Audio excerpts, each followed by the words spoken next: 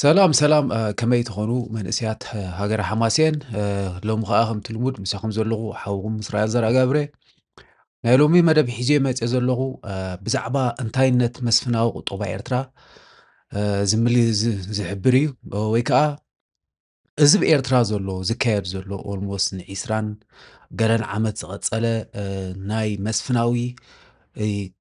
ስርዓት ዝኽተል ናይ ቁጠባ ናይ ኤርትራ በዚ አንድነታዊ ኢሳያስ አፈወርቂ ዝካየድ ዘሎ እንታይ ይመስል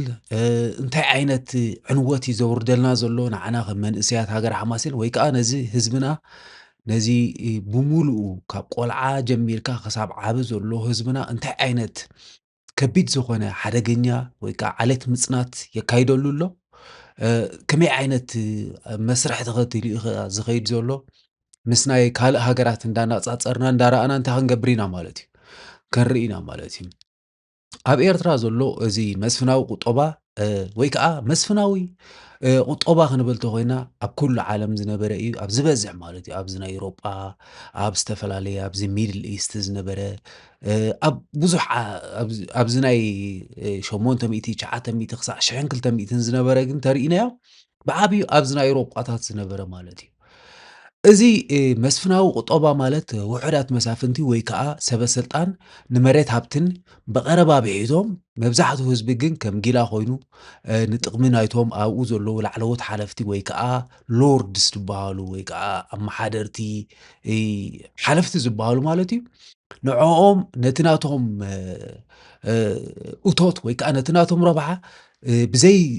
ዝኾነ እኹል ወይ ከዓ ብዘይ ዝኾነ እኹል ኣታዊ ድዩ መግቢ ድዩ ዝተፈላለየ ናይ ውልቁ ነገር ከይገበረ ሙሉእ ብሙሉእ ብዘይ ናጽነት ንዕኦም እንታይ ዝገብረሉ ማለት እዩ ንዕኦም ዘገልግለሉ ሙሉእ ብሙሉእ እሲ ዋንነቶም ንብሮቶም ዘጥረይዎ ደቆም ማሕረሶም ጉልበቶም ኩሉ ብሙሉእ ብሙሉእ እሲ እቲ ዋንነት ናይ መን እዩ ማለት እዩ ነቲ ናቶም ዘሎ ኣመሓዳሪ ወይ ከዓ ነቲ ንዕኦም ብናቱ ፍቓድ ዝነብሩ ዘለዉ ዓበይቲ ከም ዝንብሎም ዘለና ላዕለዎት ሓለፍቲ እዩ ማለት እዩ ስለዚ እዚ ኣብ ኤርትራ ዘሎ መስፍናዊ ቁጠባ ድማ ካብዚ ዝኸፈ እዩ ካብዚ ናይ ቀደም ፊውዳል ሲስተም ንብሎ ዘለና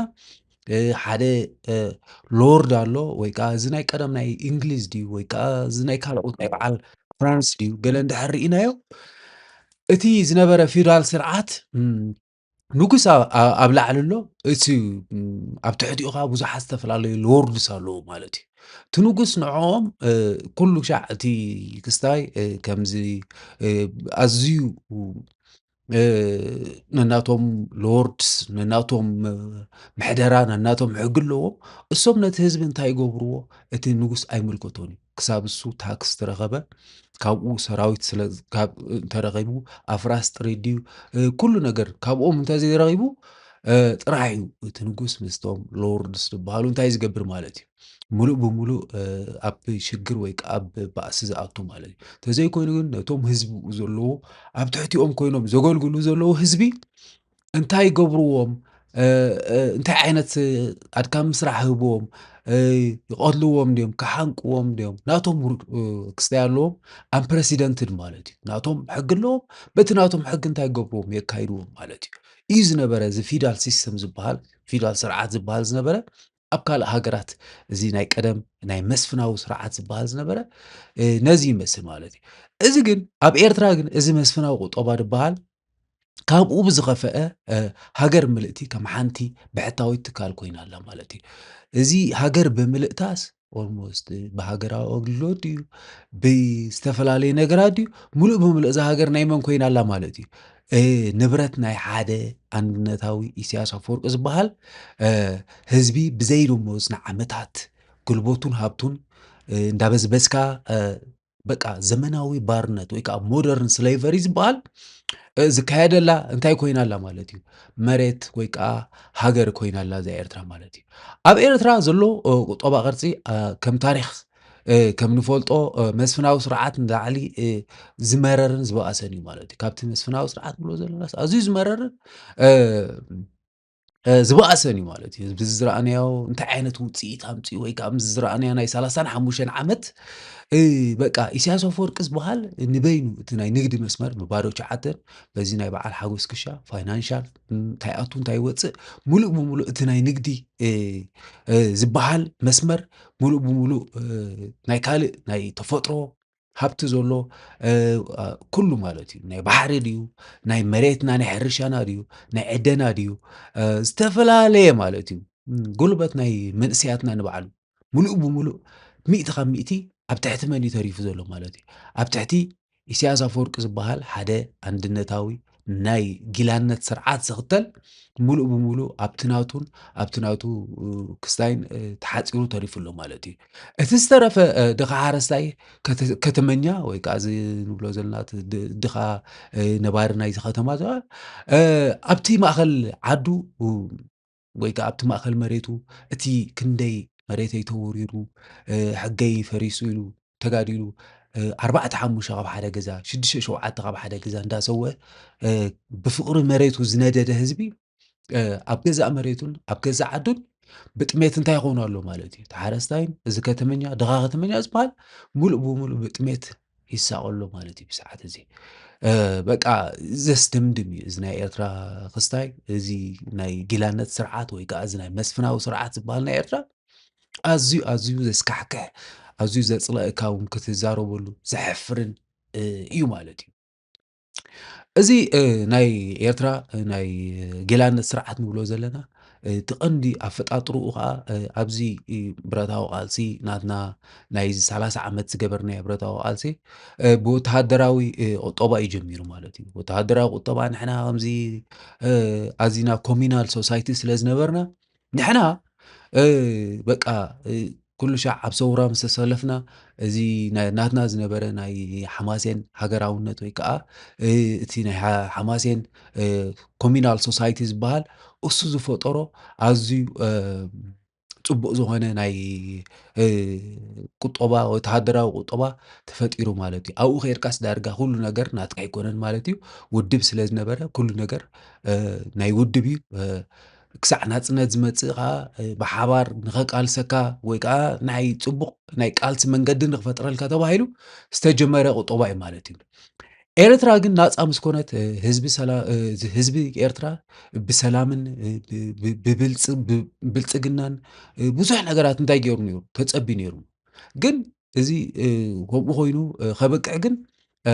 ኣብ ውሽጢ ህዝባዊ ግንባር ወይ ከዓ ኣብዚ ንብሎ ዘለና ናይ ሻዕብያ ውድብ ዝነበረ ኣብ ውሽጢ ሕቡእ ሰልፊ ወይ ከዓ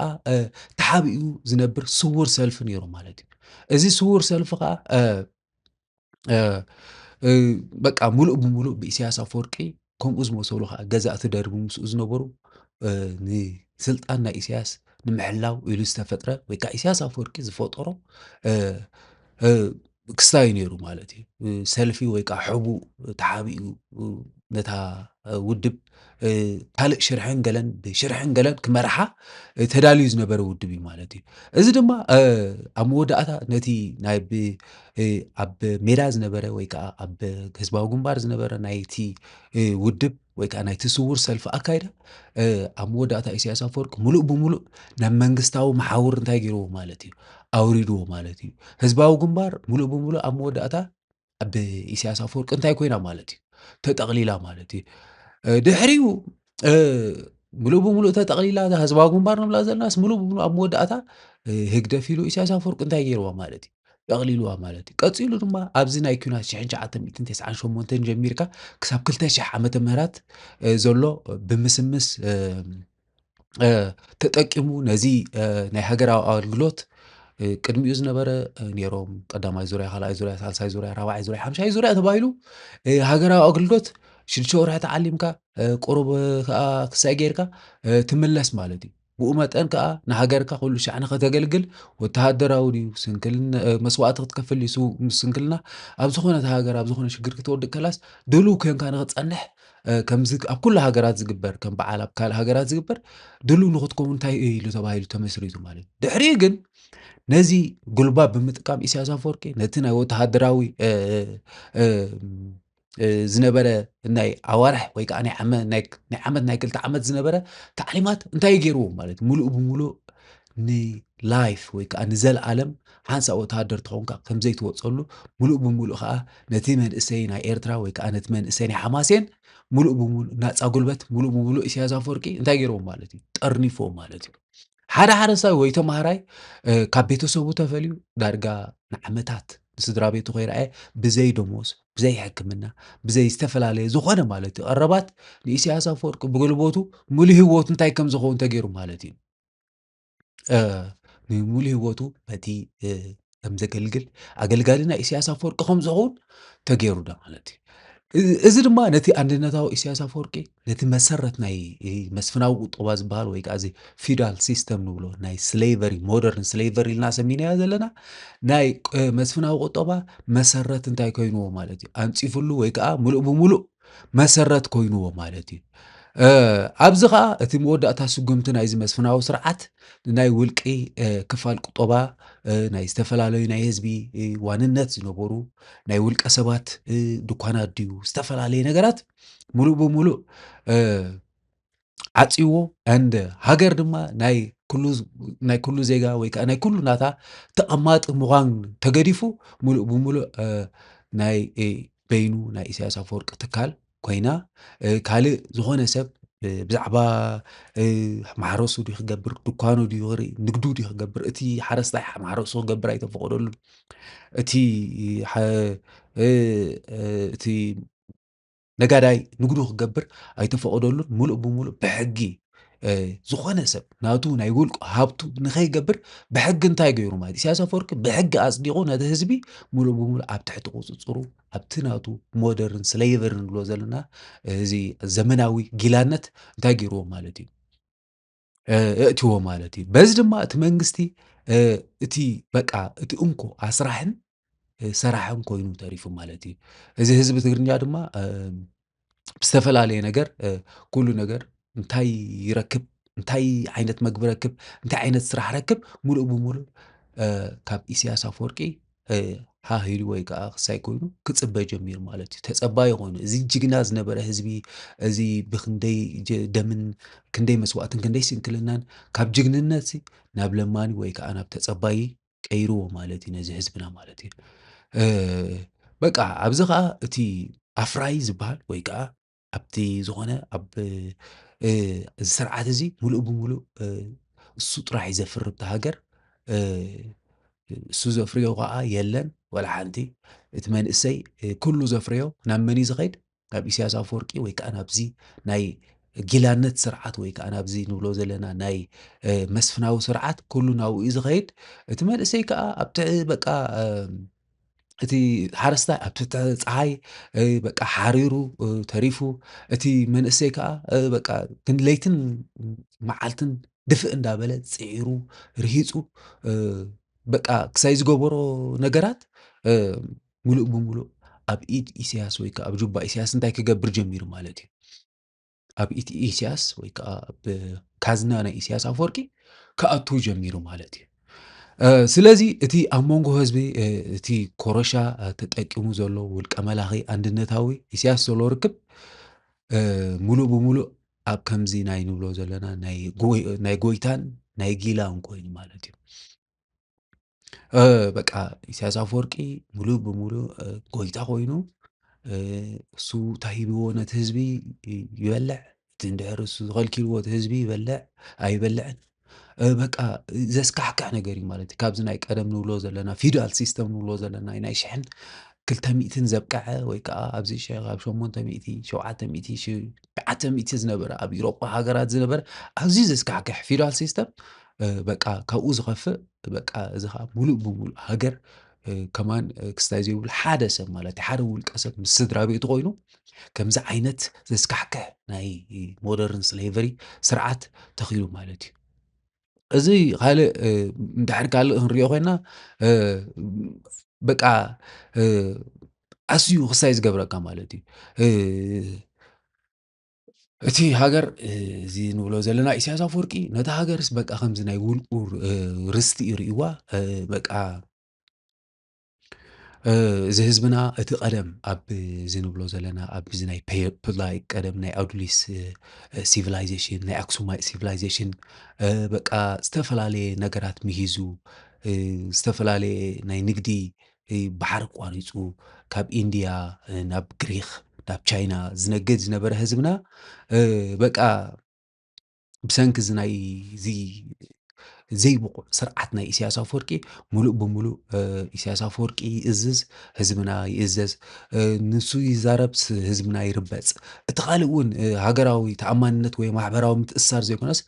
ናይ ፍርሕን ናይ ጭንቀትን በቃ ኣብ መንጎ ኢሳያስን ኣብ መንጎ እቲ ህዝብን ናይ ፍርሕን ናይ ጭንቀትን ናይ ጭኮናን ናይ ጭንቀትን በቃ ሙሉእ ብሙሉእ ነቲ ህዝብና እንታይ ገይርዎ ማለት እዩ ኣዝዩ ነቲ ህዝብና ኣዕንይዎ፣ ኣባላሽዎ፣ ኣሰዲድዎ ሙሉእ ብሙሉእ ናይ ሕብረተሰብ ምጽናት ገይሩሉ ማለት እዩ። እዚ ከዓ በቃ ኢሳያስ ህዝብና ብጥሜትን ብገለን ክሳቀቕ ከሎ በቃ ዘስካሕክሕ ድኽነትን ዘስካሕክሕ ስደትን ዘስካሕክሕን ሞትን ገለን ክወርዶ ከሎ ህዝብና ኢሳያስ ኣፈወርቂ ከዓ በዛ መስኮት ቴሌቭዥን ኣብ ዓመት ሓደ ግዜ እናመፀ ተሓቢኡ እንታይ ይገብር ማለት እዩ የላገፅ ኣረቂ እንዳሰተየ ብዛዕባ ህዝብና ብዛዕባ ኣዴታትና መንኪል ኢልዎም ኣብ ሊብያ ዝጠፍኡ ስድራ ቤትና ኣሕዋትና ንኣሽቱ ኣሕዋትና ዓበይቲ ኣሕዋትና መንኪል ኢልዎም መንጡፍ ኢልዎም እንዳበለ ወይ መን እዩ ፅሕዎም እንዳበለ ኣረቂ እንዳሰተየ የባጩን ይሕጭጭን ብዛዕባ ህዝብና ማለት እዩ። ካልእ እንድሕር ሪኢናዮ ብዛዕባ እዚ ናይ ዕደና እንድሕር ሪኢናዮ ኣዝዩ ኣዝዩ ኣዝዩ ልብኻ ዘሕርር ወይ ከዓ ልብኻ ቶክ ዘብል ማለት እዩ። ካልእ እዚ ናይ በዓል ቢሻታት ናይ ቢሻ ናይ ዝተፈላለዩ ናይ በዓል ዛራ ሕጂ እውን ኣብዚ ተጀሚሩ ዘሎ ኣብዚ ከባቢ ሓማሴን ዱባርባ ተጀሚሩ ዘሎ ዝተፈላለየ ናይ ወርቂ ናይ ነሓስ ንባዕሉ እዚ ናይ ፖታሽ ዝተፈላለየ መንእሰያት ኣብኡ ኣትዮም በቃ ማስክ የብሎም ገለ የብሎም ዝተፈላለየ ኢኩፕመንት ሴፍቲ ኢኩፕመንት ዝበሃሉ ወላ ሓንቲ ዘይብሎም ጥዑይ ጫማ ዘይብሎም እዚ ንብሎ ዘለና ናይ ገጽ ማስክ ዘይብሎም በቃ ብኣዝዩ ትሑት ዝኾነ ደሞዝ ኣብቲ ናይ ክስታይ ወላ ሓንቲ ጥዑይ ሕክምና የብሎም፣ ጥዑይ ኢንተርነት የብሎም፣ ጥዑይ ምግቢ የብሎም፣ ጥዑይ ገዛውቲ የብሎም። በቃ ሙሉእ ብሙሉእ ከምኡ ዓይነት በቃ ግፍዒ ዘለዎ ኣነባብራ ወይ ከዓ ኣሰራርሓ ስለዚ እንዳሰርሐ ምስዞም ናይ ቻይና ካምፓኒ በቃ ከምዚ ንብሎ ዘለና ሞደርን ስሌቨሪ እዩ በቃ እዚ ዘመናዊ ጊላነት እዩ በቃ ኣብኡ ብውሕድ ገንዘብ ከምኡ እንዳበሉ ኣደዳ መዓት ናይ ሕማም ናይ ሳምቡእ ካንሰር ድዩ ናይ ዓይኒ ዕረት ድዩ ዝተፈላለየ ጀነቲክ ሙቴሽን ዝበሃል ድዩ ሊቨር ድዩ ሊቨር ዲዚዝ ድዩ ናይ ኪድኒ ሕማማት ድዩ ናይ ጸላም ከብዲ ሕማማት ናይ ቢኮዝ እቲ ንብሎ ዘለና እዚ ናይ ዕደና ስፔሻሊ እዚ ናይ ወርቂ ንብሎ ዘለና ናይ ወርቂ ናይ ነሓስን ኣብኡ መጽኣተኻ እዚ ስያናይድ ዝበሃል ሜርኩሪ ዝበሃል ንባዕሉ ሊድ እዚ ሊድ ንብሎ ዘለና መዓት ሊድ እዩ ማለት እዩ ዝኣቱ ሊድ ኩሉ ሻዕ በቃ ኣዝዩ ኣዝዩ እዚ ስያናይድን እዚ ሜርኩሪን እዚ ሊድን ኣዝዩ ካርሲኖጅን ዝበሃል ማለት እዩ እዚ ካንሰር ዘስዕብ ባእታታት ዘለዎ ኣዝዩ ዝለዓለ ሃይሊ ካርሲኖጅን ማለት እዩ ዝለዓለ ዘለዎ ሊድ እንድሕር ኣብ ነብስኻ ወይ ከዓ እንድሕር ዝኾነ ኣብ ዝኾነ ቦታታት ከድካ እንድሕር ኣብ ጥቓ ዝዕደነሉ ዝነበረ ቦታ ከድካ ትፃወት ትነብር ወይ ከዓ ትሰርሕ ነርካ ንነዊሕ ግዜ ኣብ ነብስኻ ኣብቲ ናትካ ብላድ ቨዘልስ ዝበሃል ወይ ከዓ ኣብቲ ናይ መትኒ ደምካ መዓት ሊድ እንድሕር ክሕወስ ጀሚሩ በብግዜ እንዳክሕወስ እንተጀሚሩ ኣብ መወዳእታ እዚ ሊኩሚያ ዝበሃል ናይ ብላድ ካንሰር ሙሉእ ብሙሉእ እንታይ ዝገብረካ ማለት እዩ ይሕዘካ ማለት እዩ እንድሕር ዝኾነ ሕክምና ዘይብልካ ከምዚ ንሪኦ ዘለና መንእሰያት ኣብ ኤርትራ ዘለዉ ደቂ 20 ድዮም ደቂ 18 ድዮም በቃ ልብኻ ዝሰብር ንኣሽቱ መንእሰያት በቃ ካንሰር ሓሚሞም ገለ ክትርኢ ከለኻ ክሳይ ዝገብር ማለት እዩ ኣብዚ ኣሜሪካ ከምኡታት ዘጋጥሞም ሰባት ውሑዳት ሰባት ክህልዉ ይኽእሉ እዮም ብዛዕባ ብናቶም ፎት ወይ ከዓ ኣብ ዝኾነ ቦታ ክኸድዎ ዘይግብኦም ዴንጀረስ ሰውንስ ገለ ዝኸዱ እንድሕር ሪኢኻዮም ኣብዚ ሆስፒታላት በቃ ንግሆ ንግሆ ደሞም ወይ ከዓ ኣብ ሰሙን ድዩ ኣብ ክልተ ሰሙን ድዩ ደሞም እንታይ ዳኾኑ እዮም ዝኸዱ ማለት እንዳተቐየሐ እንዳተቐዲሑ እንዳተቐየረ እዮም በቃ ስቅያት እዩ በቃ ከምኡ እንዳበሉ እዮም ዝነብሩ ንሕና ኸ እዚ ናይ ኣብ ኤርትራ ዝነበረ ናይ ካናዳ ካምፓኒ በዘን ናይ UN መዓት ክሲ ስለ ዝወረዶ ኣብኡ ዘለዎ ሰራሕተኛ ብዘይ ሕጋዊ ነቲ መሬት እውን ብዘይ ውሑስ ብዘይኮነ መንገዲ ትዕድን ኣለኻ ተባሂሉ ነቶም ኣብኡ ዘለዉ እውን ሰራሕተኛታት መዓት ስቅያትን ብዘይ ሕክምና ብዘይ ደሞዝ ብዘይ ዝተፈላለየ ሴፍቲ ኢኩፕመንት ንብሎ ዘለና ጫማታት ድዩ ክዳውንቲ ፕላስቲክ ዝመስል ክዳውንቲ ድዩ ወላ ማስክ ድዩ ፌስ ማስክ ድዩ ላይክ መስተንፈሲ ዘለዎ ፌስ ማስክ ድዩ ብዘይ ከምኡ ተእትዎም ኣለኻ ተባሂሉ ስለ ዝተኸሰሰ መዓት ኣሽሓት ዶላራት ከፊሉ ሚሊየንስ ኦፍ ዶላርስ ከፊሉ ካብቲ ክሲ ወፂኡ ድሕሪኡ ናብዚ ከምዚ ዓይነት ጉዳይ ኣቱ ነይሉ ገዲፍዎ ማለት እዩ እዚ ናይ ቻይና ካምፓኒ ብኤርትራ ዘሎ ግን ወላ ነዞም ኣብኡ ዘለዉ ስድራ ቤትና ኣሕዋትና ድዮም ክሰርሑ ኢሎም ዝኣተወሲ ክንደይ ቤት ማእሰርትን ክንደይ መጨፍጫፍን ብምቕጥቅጥ ዳቆጥቆጡ እዮም ዘስርሖም ማለት እዩ በቃ ከምዚ ዓይነት ዘስካሕካሕ ነገር ተረእዩ ኣይፈልጥን እንድሕር ከምዚ ወላ ኣብዚ ናይ ፊፎ ዝበሃል ናይ በዓል ኣውስትራልያ ናይ ማይኒንግ ካምፓኒ እንድሕር ከይድካ ርኢኻዮ በቃ ፍላይ ኢን ፍላይ ኣውት ዝበሃል ማለት እዩ በቃ እቲ ናቶም ዘሎ ሓደ ሰብ ደሞዙ ማለት እዩ እንድሕር ርኢኻዮ እዚ ናይ ኣውስትራልያ ካምፓኒ መዓት ክስታይ እዩ መዓት ጠለብ መዓት ክስታይ እዩ ዘለዎ መዓት ኣታዊ ከዓ ዘለዎ እቲ ንባዕሉ እቲ ዕደናሲ ከም ዝናትና ኣይኮነን ንዝናትና ዕደና ከምዚ ንብሎ ዘለና ክንደይ ኪሎ ሜትራት ንውሽጢ መሬት ኣቲኻ ዝወፅእ ሓመድ እዩ ዘሎ ኣብ በዓል ኣውስትራልያ ዘሎ ዕደና ወርቂ ድዩ ናሓስ ድዩ በቃ ኣብ ልዕሊ መሬት ኣብቲ ሰርፌስ ኤርያ ዝበሃል ኣብኡ ስለ ዘሎ ንኸተውፅኦ ኣዝዩ ፃዕሪ ይሓትትን እዩ ሕማማት የብሉን ኣብኡ ከዓ ዘሎ ሴፍቲ ኢኩፕመንት መዓት ሴፍቲ ኢኩፕመንት እዩ ዘለዎም ኣብኡ ዘለዉ ሰራሕተኛ ንዓመት ከዓ ካብ 70,000 ክሳብ 150,000 እዮም ዝኽፈሉ ዘለዉ ሰራሕተኛ መደቀሲ ኣለዎም ጅም ዝኸድሉ ጥዑይ ዝተመጣጠነ ምግቢ ዝረኽብሉ ዝተፈላለየ ነገር ኣለዎም ሰሙናዊ ከዓ ቫኬሽን ከም ዕረፍቲ ኢሎም ናበይ ዝኸድሉ ማለት እዩ ናብ ስድሮኦም ዝኸድሉ በቃ ኣዝዩ በቃ ብዚ ዝበለፀ ናይ ማይኒን ወይ ከዓ ነቲ ህዝቢ ሲ ዓብይ እንታይ ፈጢሩሉ ዘሎ እዚ ናይ ኣውስትራልያ ማይኒንግ ካምፓኒ ኣብ ዝተፈላለየ ሃገራት እውን ከምኡ እዩ ማለት እዩ እንትርፎብ ከም ዝተኻታት ሃገራት ንሪኦ ዘለና ማለት እዩ ስለዚ እንድሕር እቲ ማይኒንግ ናትካ እውን እንድሕር ረብሓ ዘይብሉ ስለምንታይ እዩ ዝዕደል ማለት እዩ በቃ እዚ እንኮ ናይዚ ግብረ ሰዶም ኢሳያስ ኣፈወርቂ ዝበሃል ብዛዕባ ወርቂ ምውፃእ ወይ ከዓ ናሓስ ምውፃእ ዘይኮነስ ሙሉእ ብሙሉእ ነቲ ንሕና ክንነብረሉ ንኽእል ክንሰርሓሉ ንኽእል ክነፍርየሉ ንኽእል መሬትና ዓዲንካ ንህዝብና ከዓ ክንደይ ሕማማት ዓደዳ ካንሰርን ዝተፈላለየ ጀነቲክ ሙቴሽን ንብሎ ናይ ዝተፈላለየ ሕማማት ዓደዳ ናቱ ጌርካ ሙሉእ ብሙሉእ ነቲ ህዝብና ምጽናት ወይ ከዓ ናይ መወዳእታ ካብዛ መሬት ነዚ ህዝቢ ትግርኛ ዝበሃል ነው ነዚ ሓማሴን እንታይ ንምግባር ማለት ሙሉእ ብሙሉእ ንዑ ዓኺኽካ ንምጥፋእ ዝግበር ዘሎ በዚ ዘይብቑዕ ግብረ ሰዶም ኢሳያስ ኣፈወርቂ እዩ ዝካየድ ዘሎ ማለት እዩ ካልእ እንድሕር ክንሪኦ ደሊና ናይ ባሕሪ ሃብትና እውን ካብኡ ዝፍለ ዘይኮነ ቀይ ባሕሪ ብዓሳ ናይ ንግዲ በቃ ኣዝዩ መዓት ኣዝዩ እዚ ቀይ ባሕሪ ንብሎ ዘለና ዝናትና ከማን ከምዚ ናይ ካልእ ናይ ጋልፍ ሃገራት ሳሃራ ዝበሃል ወይ ከዓ ብዙሕ ኮራል ሪፍስ ድዩ ዝተፈላለየ ናይ ውሽጢ ማሪን ሪሶርስ ደለዎ ዘይብሉ ኣይኮነን እዚ ቀይሕ ባሕርናትና ኣዝዩ ኣዝዩ ኣዝዩ ልሙዕ እቲ ባሕርና ዝበዓልስ ልሙዕ ክሳይ ዘለዎ መዓት ዓሳታት ከፍሪ ዝኽእል ብኡ እውን ዝተፈላለየ እዚ 20% ንብሎ እዚ ናይ ንግዲ ዓለም ቤን ገይሩ ብስዊዝ ካናል ገይሩ በዚ ባብኤል መንደብ ገይሩ ሙሉእ ብሙሉእ ካብ ኤዥያ ናብዚ ኩሉ ኤውሮጳ ሃገራት ናብ በዓል እስራኤል ናብ ዝተፈላለየ ሃገራት ቤን እዩ ዝሓልፍ ማለት እዩ በዚ ኣፍ ደገ ገዛና እዩ ዝሓልፍ ማለት እዩ እዚ ከዓ ናይ ትሬድ ሃይዌይ ተባሂሉ ስለ ዝፅዋዕ ዝናትና ንዕኡ ግን ሙሉእ ብሙሉእ ዓፂኻ ነቲ ህዝብና ወላ ሓንቲ ኣብኡ ዓሳ ንኸይገፍፍ ዓሳ ቀደም ወላ ግዜ ናይ ሰውራና ከሎ መዓት ዓሳ ህዝብና መዓት ዓሳ እንገለን ይበልዕ ነይሩ ኣብ ሰውራ እውን ሰራዊትናስ ዓሳ ናይ ቀይ ባሕሪ ገፊፉ በዘና ኣሽቱ መራኸብ ገይሩ ፍሪዘር ኣብኡ ገይሩ ዓሳ ሙሉእ ብሙሉእ በሽበሽ በቃ ህዝብናስ መዓት ቫይታሚን መዓት ፕሮቲን መዓት ዝተፈላለየ ነገራት እንታይ ይገብር ነይሩ ማለት እዩ ብኡ መጠን ከዓ እቲ ናቱ ዓቕምን ፊዚካሊ ሜንታሊ እንታይ ይኸውን ነይሩ ኣዝዩ ይዓቢ ነይሩ ብኡ መጠን ከዓ እዚ ክንዘይ ዓወት ዝረኣናዮ ናይ ሰውራና ዓወት ዝረኣናዮ ብኡ መጠን ክረክብ ጀሚሩ ማለት እዩ ስለዚ እዚ በቃ እዚ ናይ ኢሳያስ ኣፈወርቂ ዝግበር ዘሎ በቃ ብጭካነ ነዚ ህዝብና ከምዚ ጌርካ ኣዚኻ ኣሳቂኻ ነቲ ዝግብኦ ነገራት ንኸይረክብ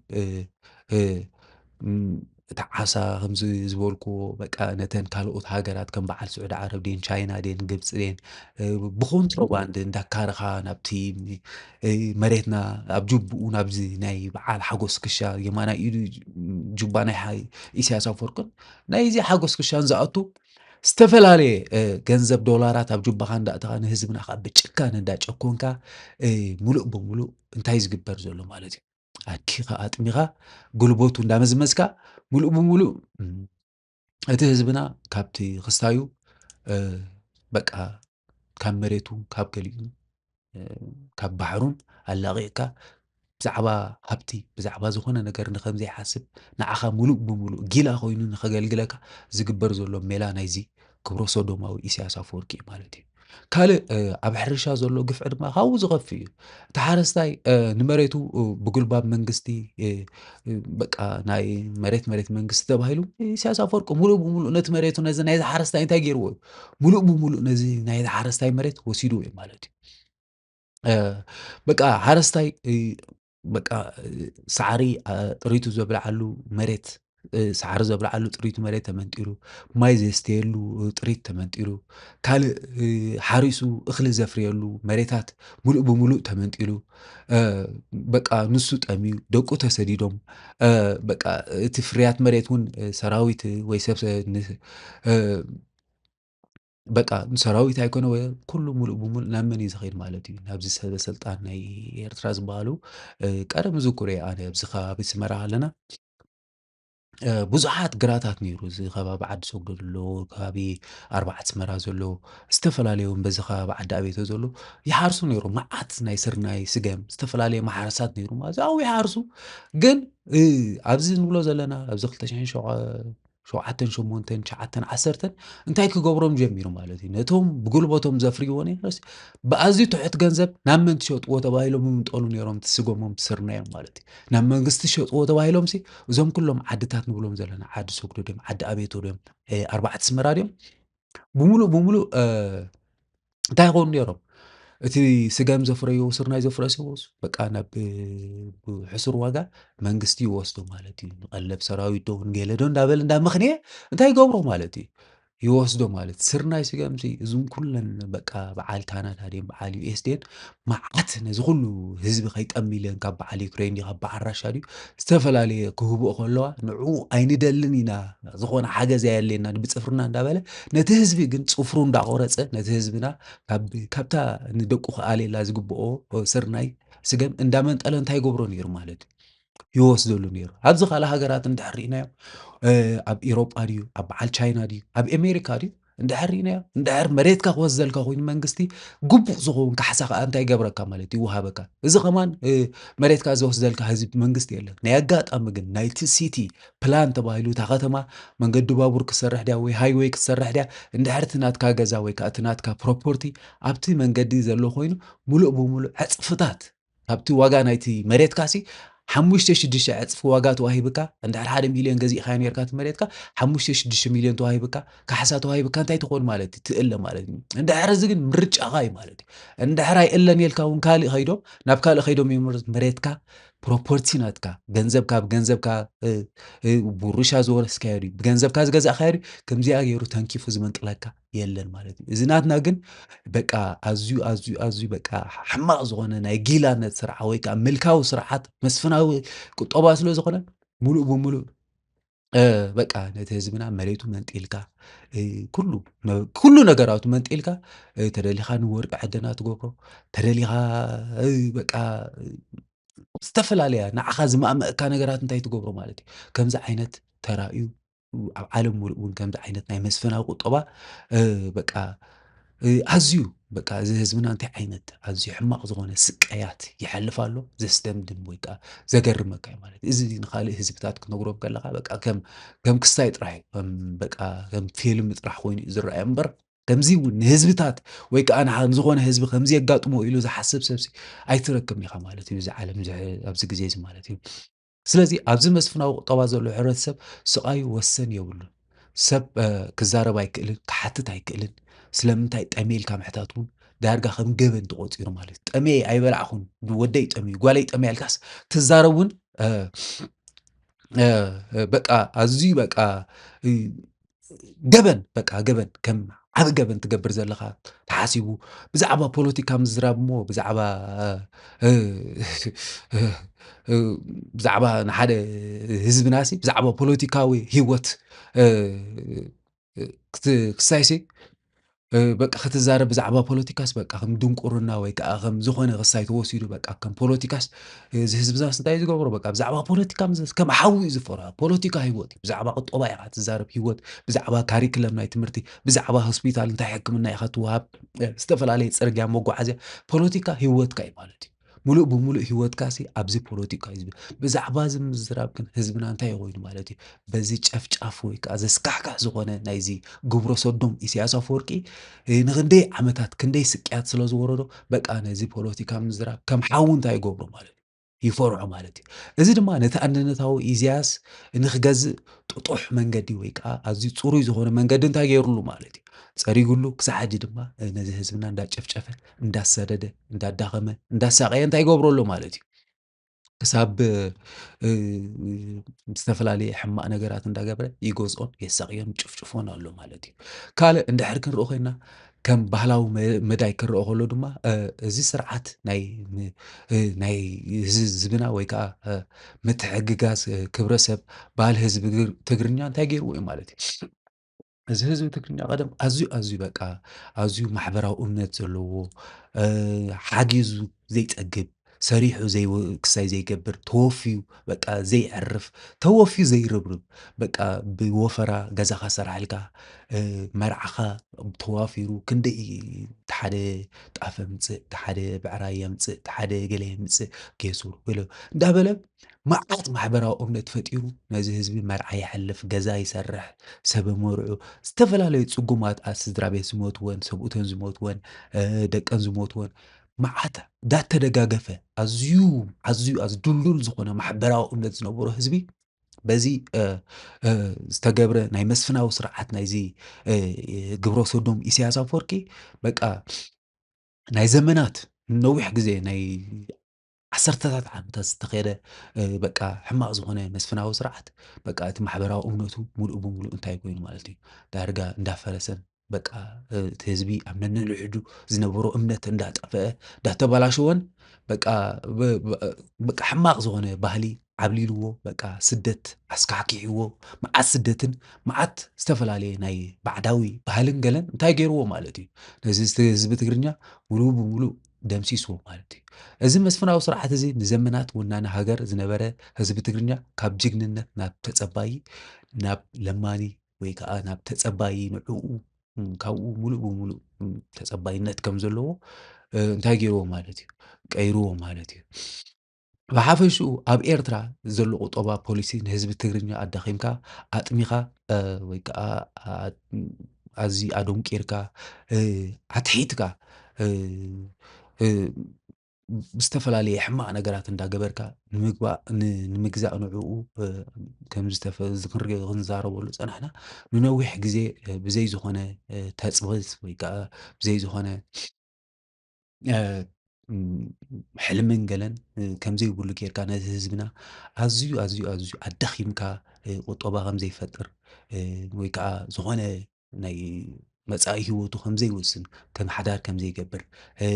ቢዝነስ ከም ዘይፈጥር ዝተፈላለየ ነገራት ከም ዘይገብር ጌርካ ከም ዘይሓርስ ከም ዘይኣቱ ጌርካ ሙሉእ ብሙሉእ ኣብ መወዳእታ ምስታ ናይ ኣቦታቱ ዝኾነት ናይ እዚ ግብረ ሰዶም ኢሳያስ ኣፈወርቂ ናይ ኣቦታቱ ዝኾነት ናይ በዓል ኣብርሃ ሰሎሞን ናይ በዓል ሰሎሞን ኣብርሃ ናይ ኣፈወርቂ ኣብርሃ